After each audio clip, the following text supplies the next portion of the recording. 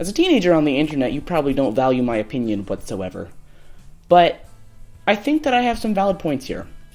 I saw Black Panther, and it was abhorrently average. A lot of Marvel movies are average, but enjoyable, with those that stick out. I personally think Thor Ragnarok is one of the better Marvel movies. It's my personal favorite, but that's not something you came here to hear. You don't care about what I think about Thor Ragnarok. You care about what I think about Black Panther, and it's average. Nothing is a masterpiece about it. There are so many people on, like, Twitter and Instagram and fucking Facebook saying, this movie's fantastic, it's a masterpiece, oh, it's revolutionized filmmaking as we know it. No, it hasn't. The only reason it has a political message is because of the political climate we're in right now, with Donald Trump in office, and it isn't special for having that message. Zootopia had that message, and I enjoyed Zootopia a lot more than I enjoyed this. I'm not saying that this is a terrible movie by any standards, though.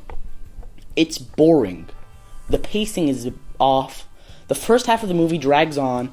Then we get a in my opinion, poorly shot car chase scene where I swear, there's this one part where, like, the main general person, she throws a spear and then it lands and then a car hits it, and the car that hits it completely smashes, and the person sitting next to me in the theater went, "Whoa!" as if the actress actually threw the spear. Nothing is special about Black Panther. I had friends go to see this movie before me, and their opinions on it were overwhelmingly... I had one friend go see this before me. I don't have many friends. He went to see it before me, and he said...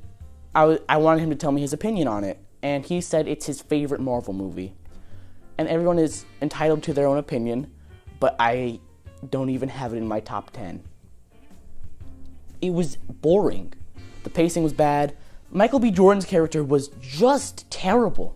He has to voice the opinions of an entire group of people, and without the ability to flesh out his character, we aren't getting the full gravity of the situation. He just appears and then does nothing. He is the villain. He's like Ironmonger in Iron Man 1, to compare it to another Marvel movie. He's just a copycat. Nothing about Micheal B Jordan's character is a masterpiece. I saw people comparing him to Loki and the Vulture, up there with Marvel villains. And I don't understand the comparison there, because he's not in depth. People are thinking he's in depth because he's voicing the opinions of an entirety of a group of people, but in reality, he is just an asshole who came from given a rough childhood, but outside of that, we're not given his character. If we could have related to him, and he could have given us so much more as a character and as a villain, I think he would be one of the better Marvel villains. There's so much that they could have given him that they didn't, and that's one of my bigger gripes with the movie. This isn't a point I can really make, being someone who hasn't really studied music, but Marvel helped to pioneer this idea that music should be secondary to the visuals and that kind of storytelling, even though music is a big thing that can help many people just elicit emotions.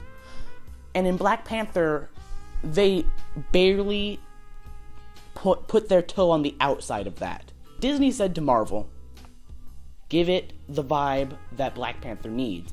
They gave it more of a rap kind of vibe, more of a beat, as opposed to the normal Marvel symphony kind of feel, where it's all orchestrated. That's the word I was looking for. But it isn't amazing. It's not even standing out.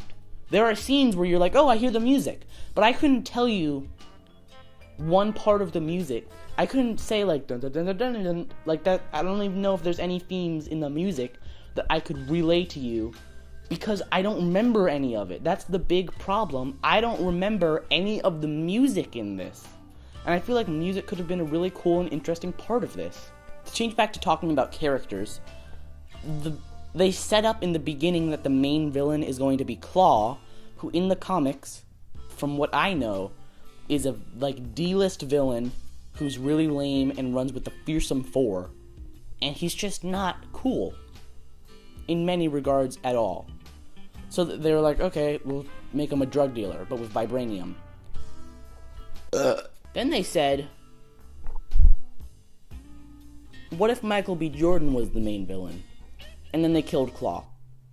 He's just dead. So my problem with that is, make Micheal B Jordan the main villain from the beginning. I don't need Klaw there to fuck with Black Panther and then come back around and have Micheal Jordan come up and be like, hey, I'm the villain now. And then he just shoots him. Micheal B Jordan shoots him. And then he's dead. He's out of the movie from that point on. Nothing else comes from him. Then Micheal B Jordan goes on and becomes replica Black Panther. It's very predictable. Another gripe, to change tracks a little bit. I could have told you the entire plot of this movie after seeing the first two, not first two. I don't watch the trailers of Marvel movies because it ruins the entire movie for you. I watched the Black Panther trailer twice because I just saw it and I didn't super care. But seeing the trailer twice, I could tell you what was going to happen in the movie from the first 10 minutes. In the first 10 minutes of this movie, I could have told you precisely what was going to happen. Precisely. I predicted Micheal B Jordan was going to be related to Black Panther. I predicted that the fucking Get Out guy was going to betray Black Panther and let Micheal B Jordan into the city. I could have told you that Micheal B Jordan was going to be a boring-ass character. I could have told you he was going to get that other Black Panther suit that they teased earlier in the movie. He's like, it's too flashy. There's a lot of characters in this movie, and there's a lot of setting up that they had to do. They had to set up an entire country, which most of the time is hard to do, but I will give the movie this. I understood every aspect of Wakanda, the city, the state that they exist in. I understood why they did what they do, why they don't interact with the outside world, why their technology is so advanced. Given, we learned all of this from the exposition fairy in the beginning of the movie, but still, I got to know, I understood Wakanda, and I understood why they were doing what they were doing with Wakanda. So that part never bothered me. But the characters inside of Wakanda were so not fleshed out and so boring that it makes it hard for me to want to stay in Wakanda. Black Panther's sister, she's like my age, or younger, or like a year older than me. I'm 16, she might be 18, maybe. But she comes in and says, I built all of the tech in Wakanda, and then says, here's how to make it better. And then everyone's like, okay, and they just run with it. It's weird. It's just, she creates all of this tech that, by the way, is completely made out of CGI.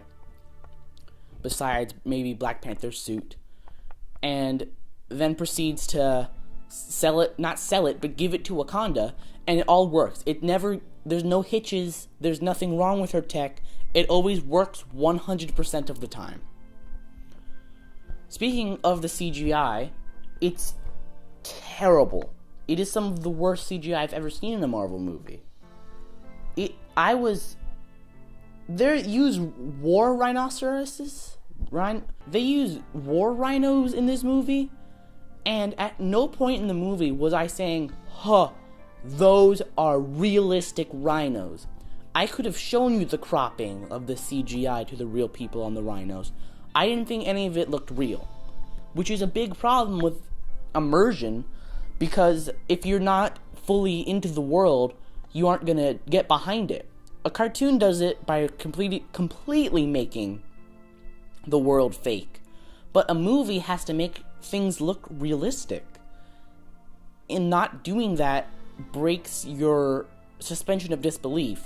And there's just so many shots where I was like, wow, they're on a soundstage just looking at a lot of green. They're just fields of fake felt green are in front of them. Nothing else. Just fake green. Nothing else. So, I think it could have been a really good movie with a good message, but because it never got there, we didn't get that. Black Panther is a boring movie that is like the basic Marvel movie. You don't get anything more, anything less. Go see it if you like Marvel, which is who everyone in the world loves Marvel. But don't go see it. If you don't want to see a boring action movie, don't go see Black Panther. Come on, camera. Come on. What are you doing? There we go. I think that this movie was just boring. Nothing about it special. What the fuck point was I trying to say? I wanted to talk more about Micheal B Jordan's character. He fucking is weird. He appears in like one scene at the beginning of the movie, then halfway through the film comes back. And you're like, oh, you're in it. Cool, I forgot. How are you? Then he kills Klaw and becomes the main villain, and you're like, what could have led up to that? Because he just comes on and then steals the spotlight. I'm not saying it isn't important to have racial ideals in your movie. I think that having a way to express what your ideas are in this country is really important, especially with where we are right now. But Black Panther is just so cookie cutter. That the political ideas and racial ideas fall to the background and don't even feel important. No part of it really stuck out to me. And I think that Black Panther is just average. It's a 5 out of 10. Nothing about Black Panther wooed me, but I wish it was better. Cool. Hopefully you valued that opinion.